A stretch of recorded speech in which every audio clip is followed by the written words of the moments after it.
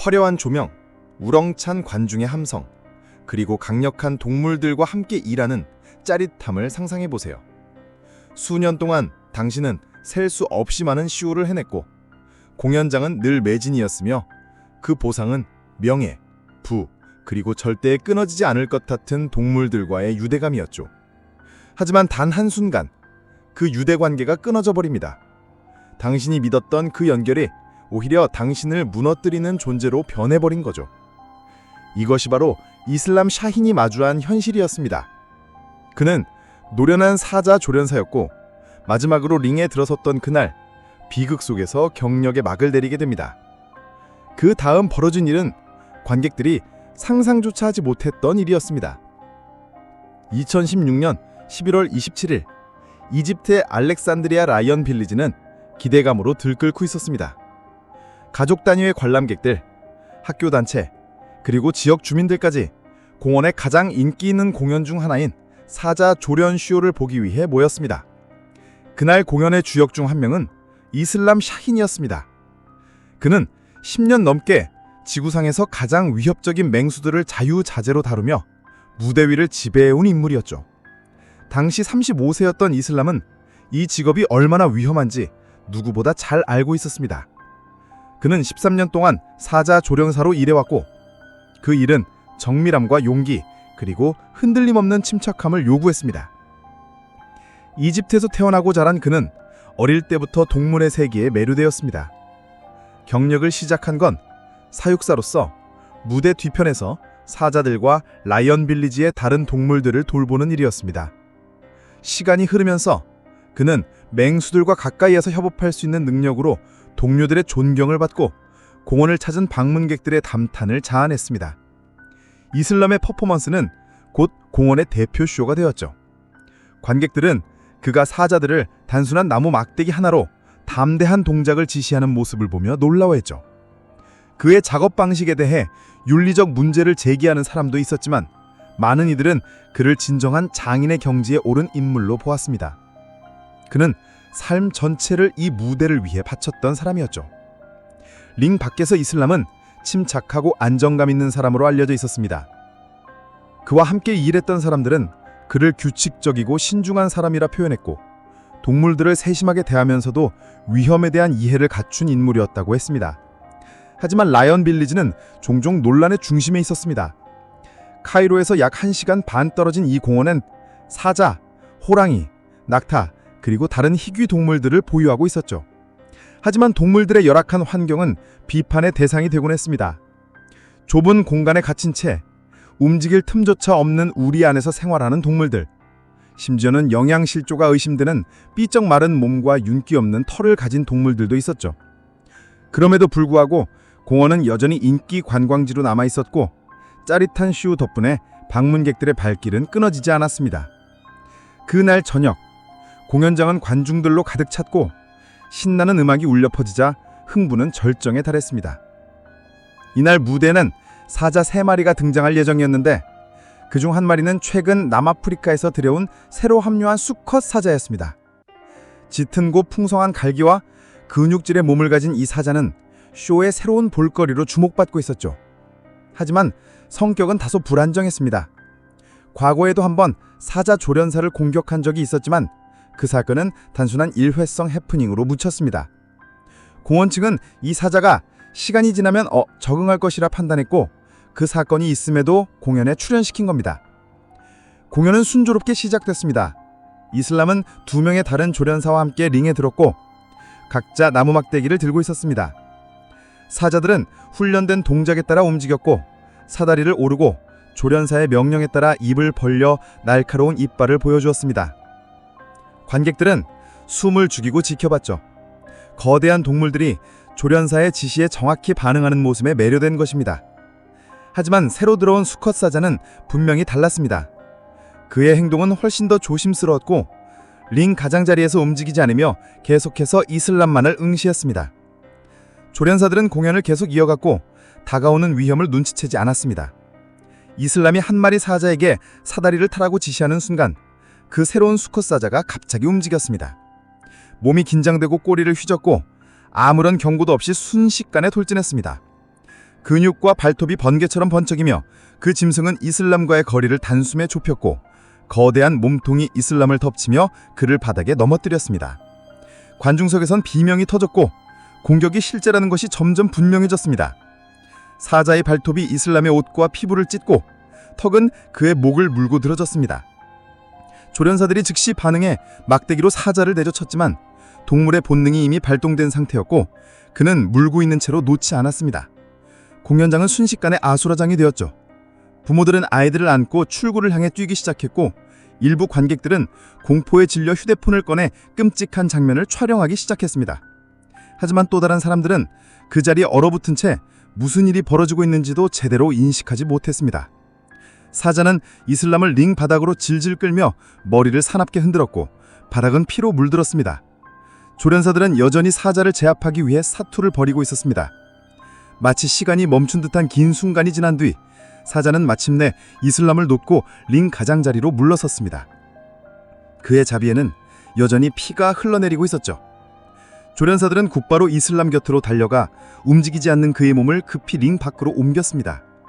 긴급 구조대가 즉시 호출됐고 이슬람은 안달루시안 산란병원으로 급히 이송됐습니다. 의료진들은 그를 살리기 위해 총력을 다했습니다. 그의 부상은 심각했는데 두개골 골절, 목과 얼굴에 깊은 절제상, 부러진 뼈들과 심한 내부 출혈이었죠. 하지만 온 힘을 다한 노력에도 불구하고 이슬람은 이틀 후 끝내 숨을 거두고 말았습니다. 그의 사망 소식은 커뮤니티 전체를 넘어 세간에 충격을 안겼습니다. 공격 사건 이후 라이언 빌리지는 임시 폐쇄되었고 당국은 즉시 조사를 시작했습니다. 공원 측 대변인은 사자의 공격성이 교미철 때문일 수 있다고 주장했습니다. 이 시기 수컷 사자들은 더욱 영토 본능이 강해지는 걸로 알려져 있죠. 하지만 비판자들은 공원의 사육 환경을 지적했습니다. 포획 생활에서 오는 스트레스와 부실한 사육 안전 관리가 큰 원인이란 주장이었습니다. 이 사건은 다시 한번 야생동물을 오락용으로 사용하는 것에 대한 윤리적 논란을 불러일으켰고 훈련사와 관객 모두에게 닥칠 수 있는 위험에 대한 경각심을 일으켰습니다. 이슬람의 죽음은 강력한 생명 앞에서 우리가 믿었던 통제가 얼마나 순식간에 무너질 수 있는지를 보여주는 비극이었습니다. 그렇다면 수천 명이 지켜보는 무대에서 사람과 동물 사이의 유대감이 끊어진다면 어떤 일이 벌어질까요? 로이 훈, 세계적으로 유명한 듀오 지크프리드와 로이의 한 사람이었죠. 전설적인 라스베가스 공연이 악몽으로 변한 그날 그들의 화려했던 경력은 완전히 다른 길로 접어들게 됩니다. 2003년 10월 3일 라스베가스는 끝없는 오락의 도시라 찬란한 에너지로 가득 차 있었습니다. 미라지 호텔 앤 카시노에서는 관객들로 가득 찬 극장이 스트립의 최고의 공연 중 하나인 지크프리드와 로이의 쇼를 보기 위해 모였습니다. 환상적인 마술과 실제 희귀 동물들을 무대 위에 올리는 초대형 퍼포먼스로 알려진 이 듀오는 세계 엔터테인먼트계에서 진정한 아이콘으로 자리매김했습니다. 그들의 쇼는 마법과 야생의 조화 그 자체였고 13년 동안 몇백만 명의 관객을 끌어들였습니다. 하지만 그날 밤은 모든 것을 뒤바꿀 치명적인 전환점이었습니다. 지크프리드와 로이호는 수십 년간 관객들의 마음을 사로잡아 왔습니다. 지크프리드의 정교한 마술과 로이의 장엄한 동물 조련이 절묘하게 결합되어 그들의 쇼를 완성했죠. 그 무대의 중심에는 환콩 티가들이 존재했습니다. 그 중에서도 가장 유명한 존재는 마트코어라는 이름의 400파운드짜리 백호였죠. 마트코어는 어릴 때부터 포획되어 훈련을 받아봤고 공연에 자연스럽게 통합된 그들의 쇼의 상징 같은 존재였습니다. 수년간 마트코어는 사람과 동물 사이의 유대감을 상징해왔고 그 존재만으로도 경외의 심을 불러일으켰습니다. 그날 밤 다시 무대에 등장한 마트코어는 로이 옆에서 밝은 조명 안에 당당히 서 있었습니다. 극장 전체는 흥분된 분위기로 가득 차 있었으며 관객들은 숨을 죽이며 그 무대를 바라보고 있었습니다. 마트코어는 포식자의 유연성으로 움직였고 하얀 털은 조명 안에 반짝였습니다. 공연은 아무 문제 없이 시작됐고 로이와 마트코어는 익숙한 루틴을 따라 차분하게 무대를 이끌었습니다. 그러다 갑작스럽게 계획하지 않던 순간이 찾아왔습니다. 로이는 마이크를 마트코어 쪽으로 들이밀며 인사하라고 지시했는데 그 순간 마트코어는 로이의 소매를 물었습니다. 로이는 이를 바로잡기 위해 마이크로 마트코어의 코를 툭 쳤는데 그건 훈련된 교정 신호였죠. 마트코어는 소매를 놓았지만 뒤로 물러서진 않았습니다. 그리고 몇 초 뒤 마트코어는 순식간에 돌진해 로이를 쓰러뜨렸습니다. 관객들은 숨을 헐떡였고 조명은 마트코어가 로이를 앞발로 짓누르는 장면을 선명하게 비췄습니다. 극장 안은 혼란스러웠고 어떤 사람들은 이 장면이 연출된 퍼포먼스인지 진짜 사고인지조차 분간하지 못했죠. 하지만 마트코어의 첩이 로이의 목을 물고 그를 무대 위에서 끌고 갈 때 그 누구도 이건 연기가 아니라는 걸 알았습니다. 관중석에선 숨죽인 외침과 비명이 터져나왔고 조련사들이 소화기를 풀이며 명령을 외치며 무대로 달려들었습니다. 하지만 마트코어의 힘은 너무 강했고 로이를 더 깊이 끌고 가는 사자를 막을 방법이 없었습니다. 무대 위는 피로 흥건해졌고 그 끔찍한 장면조차 강한 조명 아래 고스란히 드러났습니다. 지크프리트가 달려나와 명령을 외쳤고 조련사들은 소화기 바닥으로 마타코어의 머리를 치기까지 했습니다. 끝이 보이지 않을 것 같은 그 순간 마타코어는 마침내 로이를 놓고 물러났습니다. 조련사들은 즉시 로이를 들쳐업고 무대 뒤편으로 옮겼고 그는 움직이지 않았습니다. 긴급 구조대가 곧바로 도착했고 출혈을 막기 위해 전력을 다하며 로이를 병원으로 이송했습니다. 그의 상태는 심각했습니다. 기관지가 찌그러지고 경정맥은 절단되었으며 척추뼈가 손상된 상태였습니다. 로이는 엄청난 양의 피를 쏟았고 생명이 위태로웠습니다. 이 소식은 순식간에 퍼져 라스베이거스를 넘어 전 세계에 충격을 안겼습니다. 환호와 박수로 가득 찼던 미라지 극장은 갑작스레 정적에 잠겼고 관객들은 그저 얼어붙은 채 자리를 떠났습니다. 마타코어는 즉시 제압되어 우리로 옮겨졌지만 이미 모든 것이 끝난 뒤였습니다. 그날 밤의 공연은 물론이고 전설적인 지크프리트앤 로이의 모든 무대가 그날로 종지부를 찍었습니다. 외과 의사들은 로이의 생명을 살리기 위해 혼신의 힘을 다했습니다. 수술 도중 그는 여러 차례 심장마비를 겪었고 뇌부종을 줄이기 위해 두개골의 일부를 제거하는 처치까지 받았습니다. 그럼에도 불구하고 로이는 기적적으로 살아남았습니다. 하지만 그 대가는 컸습니다. 로이는 신체의 많은 기능을 잃었고 말하는 능력도 크게 손상되었습니다. 이번 사건은 엄청난 논란을 일으켰습니다. 미국 농무부는 이번 사고에 대해 공식 조사에 착수했고 동물권 단체들은 공연 동물들의 은퇴를 강력히 요구하기 시작했습니다. 마타코어가 왜 그런 행동을 했는지에 대한 의견은 분분했습니다. 일부는 로이가 무대 위에서 뇌졸중을 겪었을 가능성을 제기했고 다른 일부는 동물 관리상의 실수 때문이라고 주장했습니다. 이에 대해 로이 본인은 마타코어가 자신을 보호하려 했다는 것이라고 말했습니다. 하지만 이 해명은 많은 이들에게 납득되지 않았습니다. 또한 전문가들은 아무리 포획해 길들인 동물일지라도 야생동물과 함께 무대에 선다는 것 자체가 항상 위험하다는 사실을 상기시켰습니다. 마타코어는 2014년 세상을 떠날 때까지 지크프리트와 로이의 곁에서 지냈습니다. 이 듀오는 정기적인 공연에서 은퇴한 후에도 2009년 한 차례 무대로 돌아와 자신들의 커리어에 작은 마침표를 찍는 특별 무대를 열었습니다.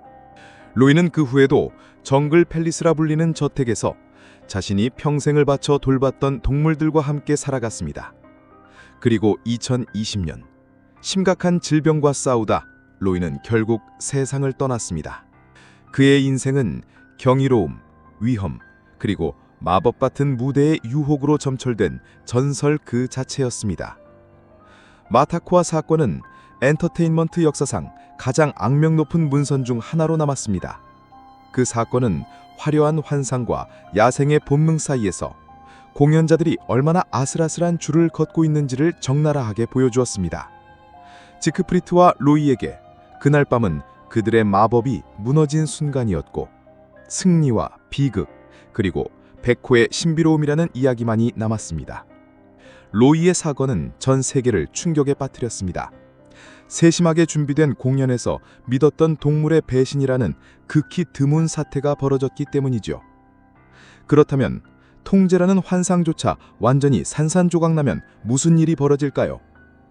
알렉산더 크리스핀에게는 관중의 환호성이 곧 혼돈으로 뒤바뀌는 끔찍한 순간이 찾아왔습니다. 그날 밤 호랑이는 조련사를 향해 돌아섰고 맹수의 본능이 드러난 잔혹한 힘의 시위가 벌어진 겁니다. 관객들은 자신들이 과연 한 번이라도 안전했던 적이 있었는지 스스로 되묻게 됐지요. 2013년 2월 2일 멕시코 소노라주의 작은 도시 에초호아에 소아레스 형제 서커스가 커다란 천막을 세웠습니다. 이 서커스의 등장은 지역 주민들에게 큰 즐거움이었고 가족들이 다 함께 화려한 천막 아래 라이브 공연의 신기함과 짜릿함을 경험할 수 있는 기회였습니다. 그날 밤 무대에 오른 공연자 중 한 명은 바로 알렉산더 크리스핀 소아레스. 35세의 그는 벵골 호랑이와 함께하는 대담한 퍼포먼스로 유명한 조련사였습니다. 완벽한 제어력과 노련함으로 알렉산더는 매 공연마다 관객들을 자리에서 일으켜 세우는 힘을 가졌죠. 하지만 이 밤은 그의 경력에 있어 가장 참혹한 마지막 장이 되고 말았습니다. 알렉산더는 대대로 서커스 집안에서 태어나 어릴 때부터 이 떠돌이 공연 인생과 엄격한 훈련이 일상인 서커스의 삶 속에서 자라났습니다. 그리고 그는 점점 서커스의 심장이라 불리는 동물들에게 더 가까이 다가갔죠. 그 중에서도 불타는 듯한 주황빛 털과 강렬한 존재감을 지닌 벵골 호랑이가 그의 전문 영역이었습니다. 수년간 알렉산더는 호랑이들의 습성을 깊이 이해하며 용감한 조련사로서의 명성을 쌓았고 그의 공연은 호랑이의 압도적인 힘과 사람과 짐승 사이에 쌓인 신뢰를 완벽하게 드러내는 무대였습니다. 소아레스 형제 서커스는 멕시코에서 마지막으로 실제 동물들을 무대에 세우는 전통 서커스 중 하나였습니다. 이러한 동물 공연은 전 세계적으로 점차 비판의 대상이 되고 있었지만 에초호아 지역 주민들에게 이 서커스는 여전히 사랑받는 전통이었습니다. 공연장에는 항상 수많은 관객들이 몰려들었죠. 그날 저녁 역시 천막 안은 가족 단위 관객들로 가득 찼고 아이들의 얼굴엔 설렘이 가득했습니다. 고개사, 광대, 그리고 다른 공연자들이 차례로 무대에 올라 흥겨운 분위기를 만들었고 곧 알렉산더와 호랑이들이 등장하는 그랜드쇼가 시작될 준비가 되었습니다. 링 안으로 들어선 알렉산더 곁에는 두 마리의 벵골 호랑이가 있었고 그들의 움직임은 정제되고 우아했습니다. 근육질의 몸은 조명 아래 번뜩였고 그들은 오랜 훈련을 증명하듯 알렉산더의 지시에 따라 플랫폼 위에서 빙글빙글 돌았습니다. 조련사와 동물 간 완벽한 호흡이 만들어내는 장면은 관객들을 넋놓고 바라보게 했고 천막 안은 박수와 환호성으로 가득 찼습니다. 그러나 모든 게 조용하고 질서있던 그 순간 사건이 터졌습니다. 450파운드에 달하는 한 마리 호랑이가 빙글 돌던 동작을 멈추더니 천천히 알렉산더 쪽으로 돌아섰습니다. 그리고 어떤 망설임도 없이 거대한 몸을 날려 알렉산더를 바닥에 쓰러뜨렸습니다. 관객들 사이에서 놀란 숨소리와 비명이 퍼졌고 그 거대한 호랑이는 강력한 턱으로 알렉산더의 다리를 물고 링 바닥 위를 질질 끌었습니다. 다른 한 마리 호랑이는 가만히 움직이지 않은 채 이 혼란을 멍하니 지켜보고만 있었습니다. 서커스 직원들이 금속 막대를 들고 링 안으로 뛰어들어왔습니다. 그들은 알렉산더를 공격 중인 호랑이를 떼어놓으려고 계속해서 내리쳤습니다. 하지만 짐승의 입은 종처럼 열리지 않았죠. 처음엔 관객들조차 이게 연출된 장면인지 실제 사고인지 혼란스러워했지만 곧 심각성을 깨달은 순간 극장은 공포로 가득 찼습니다.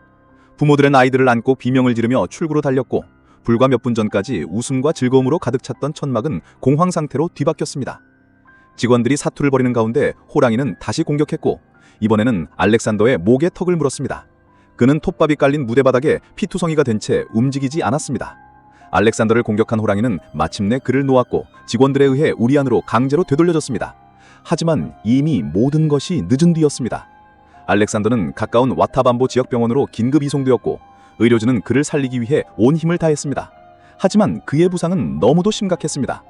목과 다리 곳곳에는 깊은 이빨 자국이 남아있었고 출혈은 멈출 줄 몰랐으며 장기 내부까지도 심각한 손상을 입은 상태였습니다. 그들의 노력에도 불구하고 알렉산더는 병원에 도착한 지 얼마 되지 않아 세상을 떠났습니다. 이 비극적인 소식은 현지 사회를 충격에 빠뜨렸고 곧 멕시코 전역으로 퍼졌습니다. 사건이 벌어진 며칠 동안 당국은 사건 경위에 대한 공식 조사를 시작했습니다. 조사관들은 소아레스 형제 서커스가 11마리의 벵골 호랑이를 포함한 여러 희귀 동물들에 대한 합법적인 사육 허가를 보유하고 있었음을 확인했습니다. 하지만 이 사고는 다시 한번 논쟁의 불씨를 강하게 지폈습니다. 공연에 야생동물을 사용하는 것이 과연 정당한가, 그리고 어떤 사환장지가 필요한가에 대한 사회적 논의가 촉발된 것이죠. 비판자들은 말합니다. 아무리 통제된 환경일지라도 이렇게 강력한 생명체와 공간을 공유하는 것 자체가 극도의 위험이라는 점을 잊지 말아야 한다고요. 동물보호단체들은 이런 공연 자체가 동물에게도 인간에게도 치명적인 결과를 초래할 수 있다고 주장하며 공연 동물의 전면 금지를 강력히 요구했습니다. 그 후에도 소아레스 형제 서커스는 공연을 이어갔지만 그날 밤의 그림자는 모든 무대 위에 길게 드리워졌습니다. 그 비극은 소아레스라는 이름에 영원한 상처로 남게 되었고, 한때 즐거움과 경이로움의 상징이었던 그 무대는 이제는 그 뒤편에 숨어있던 공포의 존재를 기억하게 만드는 상징이 되었습니다. 서커스계는 전체가 알렉산더의 죽음을 애도했습니다. 그는 평생을 이 예술과 동물에게 바쳐온 진정한 조련사였기 때문입니다. 하지만 모든 비극은 무대 위에서만 벌어지는 건 아니죠. 어떤 비극은 너무도 조용히 그저 일상의 평온함 속에서 예기치 못하게 다가오기도 하죠. 막스밀리안에게 찾아온 비극은 무대 조명이 아닌 숲속 조용한 산책로에서 벌어졌습니다. 그저 평범했던 아침 산책이 탈출한 서커스 코끼리와의 마주침으로 처참한 죽음으로 이어진 겁니다. 2015년 6월 13일 독일 부헨의 아침은 평화로웠습니다. 작은 마을은 조용히 하루를 맞이하고 있었고, 햇살은 울창한 숲 사이를 스며들며 거리를 따뜻하게 비쳤습니다. 그날 아침은 그저 평화롭고 사색하기 좋은 날처럼 느껴졌지만 그 숲의 그림자 속에는 거대한 형체가 조용히 움직이고 있었습니다. 곧 이 마을 전체를 충격에 빠뜨릴 비극의 무대가 준비되고 있었던 것이죠. 65세의 막시밀리안은 그날도 여느 때처럼 아침 산책을 나갔습니다. 그는 1년 전까지 지역발전소에서 일했던 성실한 기술자였고, 꼼꼼함과 침착한 성격으로 유명했습니다. 은퇴 후 그는 하루의 리듬을 유지하며 집 뒤편 숲길을 매일같이 걸었습니다. 그는 손에 쓰레기 봉투를 들고 다니며 산책 중 쓰레기를 줍는 습관이 있었고, 동네 주민들은 그를 무척 존경하고 따랐습니다. 막시밀리안은 단지 깔끔함 때문만이 아니라 누구와도 기꺼이 대화하고 언제나 인사하는 친근한 이웃이었죠. 그 무렵 부헨에는 작은 서커스가 찾아왔고, 화려한 천막은 마을 전체의 화제가 되었습니다. 서커스 루나라는 이 이동 공연단은 다양한 볼거리를 선보였지만 가장 큰 스타는 34세의 아프리카 코끼리 베이비였습니다. 키 3m를 넘고 무게는 무려 3톤을 넘는 이 거대한 코끼리는 공연의 중심이자 관객의 시선을 사로잡는 존재였죠. 베이비는 태어나자마자 이 서커스에 들어왔고 줄곧 공연과 행진의 삶을 살아왔습니다. 하지만 그의 이력에는 문제의 흔적도 있었습니다. 2012년 한 남아이를 코로 쳐서 톡뼈를 부러뜨린 적이 있었단 겁니다. 조련된 행동 이면에 숨겨진 위험한 힘이 드러난 순간이었죠. 사건이 벌어지기 전날 밤에도 서커스 루나는 평소와 다름없이 공연을 마쳤고, 베이비는 마지막 피날레 무대를 장식했습니다. 공연이 끝난 뒤 조련사들은 그녀를 우리로 데려가 문을 단단히 닫고 자리를 떠났습니다. 하지만 그날 밤 누군가 그 울타리를 조작했던 것으로 보입니다. 이후 조사 결과 우리 근처에서 수상한 발자국이 발견됐고, 정체불명의 누군가가 문을 살짝 열어놓은 채로 떠난 정황이 포착됐습니다. 그 새벽 막시밀리안이 산책을 나설 때쯤 베이비는 이미 서커스장을 빠져나온 상태였습니다. 그녀는 부헨 외곽의 숲으로 조용히 들어갔고, 거대한 문자는 숲의 나무들 사이에 숨어 천천히 이동하고 있었습니다. 막시밀리안은 평소처럼 산책로의 구분기를 돌던 중 그 거대한 동물과 정면으로 마주하게 됩니다. 숲속을 배경으로 우뚝 서 있던 베이비는 걸음을 멈췄고 큰 귀를 쫙 펼치며 코를 낮게 느려뜨렸습니다. 짧은 시간이었지만 둘 사이엔 팽팽한 긴장이 흐르고 있었습니다. 사람과 짐승 모두 그 자리에 멈춰섰고 숲의 고연이 순식간에 깨졌습니다. 그러다 베이비는 갑작스럽게 날카로운 코끼리 울음을 터뜨렸고, 그 소리는 사이렌처럼 숲 전체에 울려 퍼졌습니다. 낯선 환경에 놀란 베이비는 뒤로 일어섰고 두 앞발을 높이 들었더니 거대한 힘으로 땅을 내려쳤습니다. 그 충격에 땅이 울릴 정도로 산책로 전체가 흔들렸습니다. 막시밀리안은 균형을 잃고 두 손과 무릎을 바닥에 짚으며 넘어졌고, 그가 들고 있던 쓰레기 봉투도 옆으로 굴러떨어졌습니다. 베이비의 공포는 더 커졌고 코를 휘두르며 나뭇가지와 이파리를 날려버렸습니다. 그러고는 거대한 몸을 돌진시키며 막시밀리안에게 달려들었습니다. 눈 깜짝할 새에 그녀의 한 발이 막시밀리안의 등을 내리쳤고, 그 무게는 그의 척추와 갈비뼈를 순식간에 산산조각냈습니다.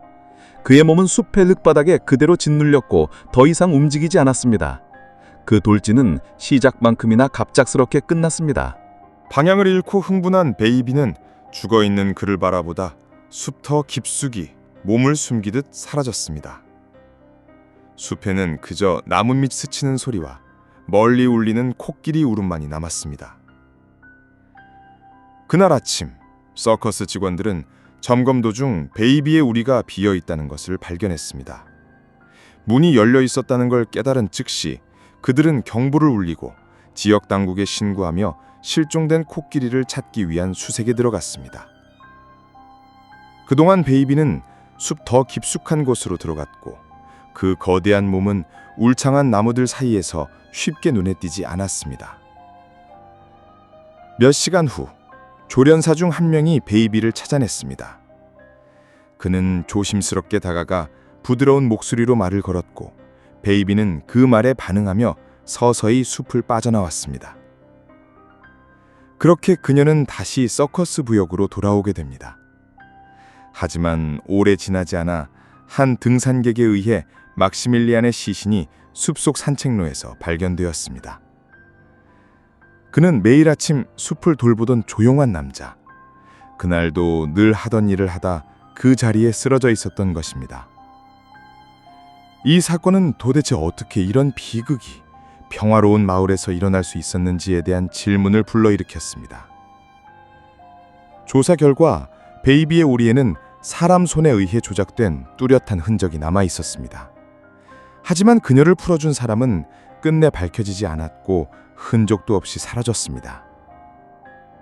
누군가는 자신이 동물을 자유롭게 해줬다고 생각했을지도 모릅니다. 감옥 같은 우리에 갇힌 공연용 동물을 해방시키는 정의로운 행동이라 믿었을 수도 있죠. 그러나 그 행위는 순진한 이상주의든 무모한 행동이든 자유 대신 죽음을 불러왔습니다. 이후 베이비는 독일 슈투켄브로크의 사파리 공원으로 옮겨졌습니다. 이곳은 더 넓은 공간과 다른 코끼리들과 어울릴 수 있는 보다 적절한 환경을 갖춘 곳이었습니다. 이 이동은 단순한 관리상의 조치가 아니었습니다. 평생을 무대 아래 살아온 이 거대한 존재에게 진짜 쉼과 변화가 주어진 셈이었죠. 그녀는 그곳에서 이전과는 다른 삶을 살았습니다. 더 이상 조명도 관객도 없었지만 그녀는 여전히 그 공간의 중심에 존재했습니다. 이제 당신도 함께 목격하셨습니다. 사람과 짐승, 그 사이를 이어주는 연결고리가 어떻게 한순간에 무너질 수 있는지를 말이죠. 이야기들은 각기 다르지만 결국 모두가 보여주는 것은 같습니다. 그들이 아무리 오랫동안 길들여졌다고 해도 자연이 가진 본능과 힘은 순식간에 모든 것을 바꿔버릴 수 있습니다.